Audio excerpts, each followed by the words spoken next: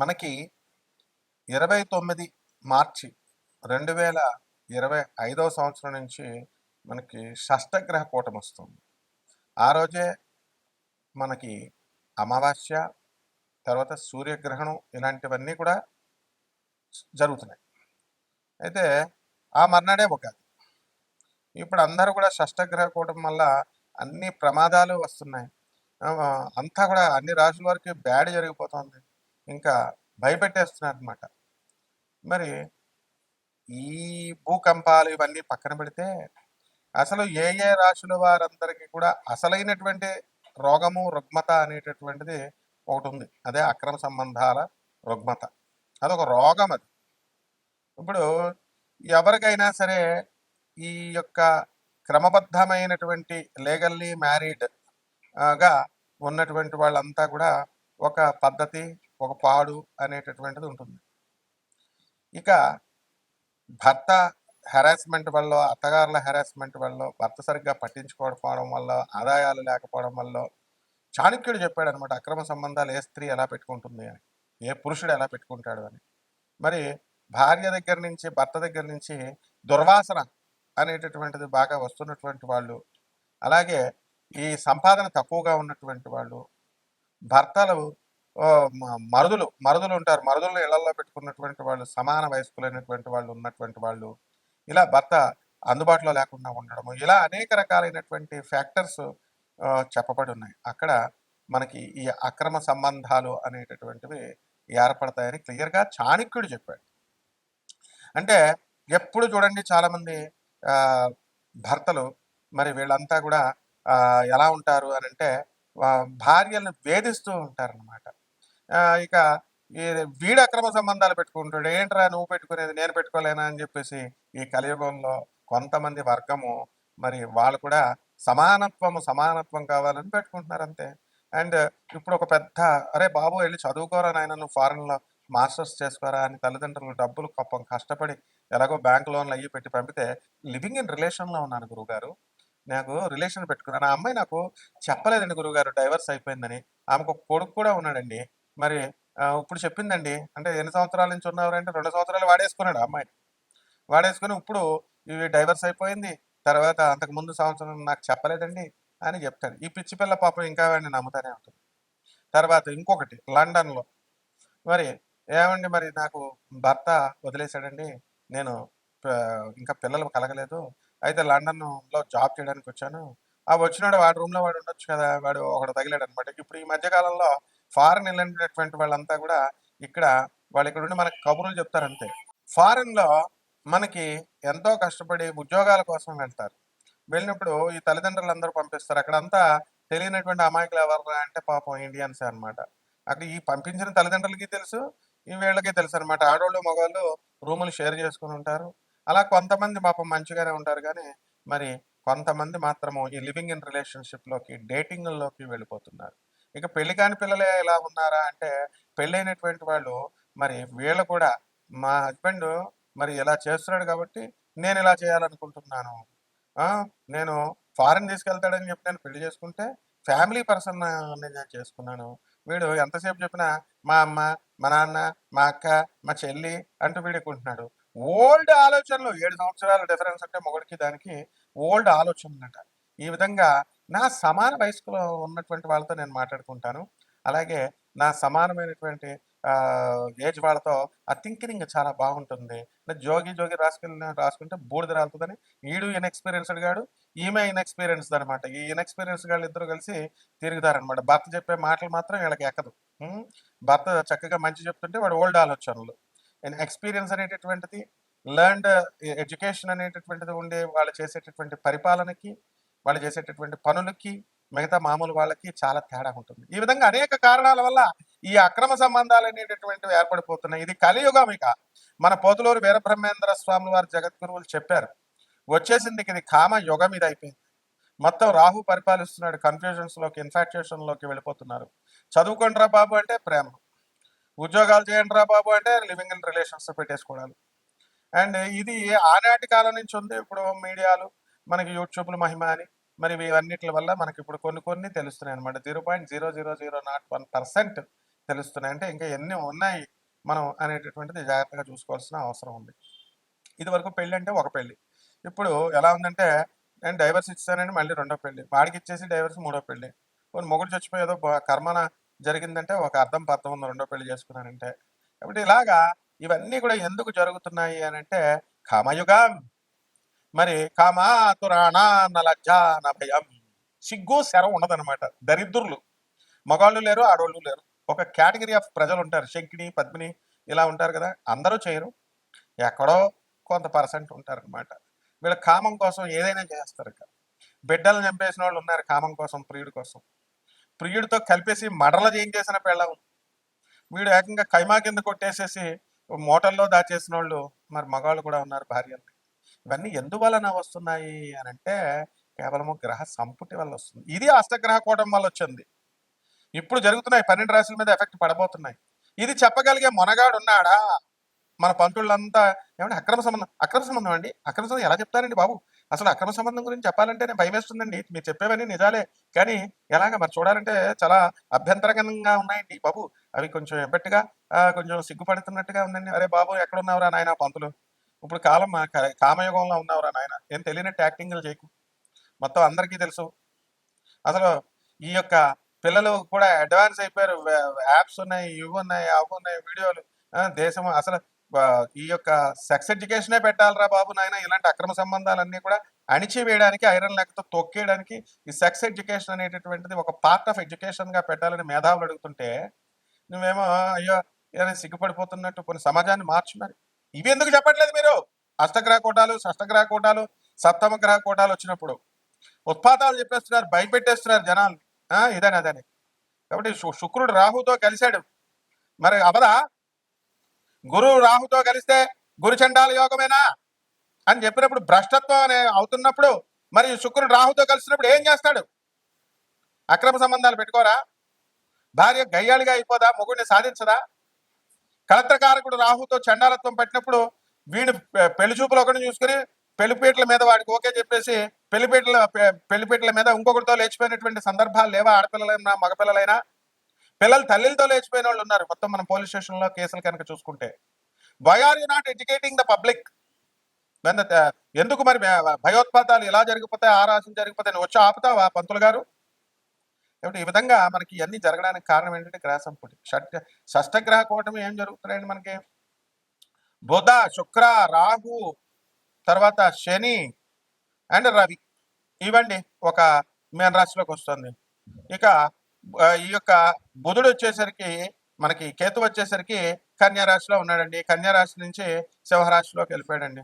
Okay, March 29కి ఇంకా ఏం జరగలేదు కాబట్టి 6 గ్రహాలు మనకి అన్ని కూడా అక్కడ ఉన్నప్పుడు 5 గ్రహాలు బుధ, శుక్ర, రాహు, తర్వాత శని, రవి గ్రహాలు మీనరాశిలోను, మరి కేతు ఒక్కడే ఈ యొక్క కన్యా రాశిలో ఉండడం, ఒకే యాక్సెస్ లోకి 6 ప్లానెట్స్ రావడం, ఒకే అలైన్మెంట్ కలిగి ఉండడం వల్ల షష్టగ్రహ కూటంగా అనేకమైనటువంటి ఉత్పాతాలు తీసుకొస్తున్నాయని మనకు తెలుసు.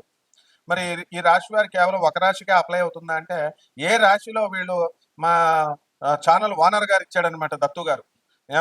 ఏమండి మరి కన్యా రాశి వారికి ఏ వయసులో కర్మ సంబంధాలు ఏర్పడతాయి? అక్రమ సంబంధాలు అనేటటువంటివి ఏ వయసులో ఏర్పడతాయి? ఇదిగో అక్రమ సంబంధాలు కన్యా రాశి వారికి ఎందుకు ఏర్పడతాయి? ఏ వయసులో స్టార్ట్ అవుతాయి?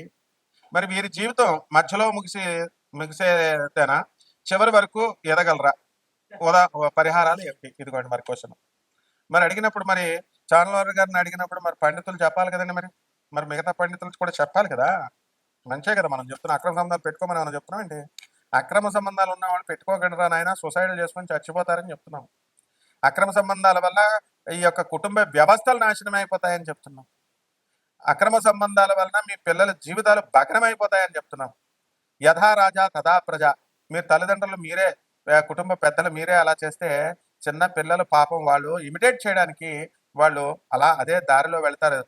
ఆవు ఆవు చేనులో మేస్తే దూడ ఒడ్డును మేస్తుందా? చెప్పండి. మరి ఇవన్నీ కూడా ఉంటాయి.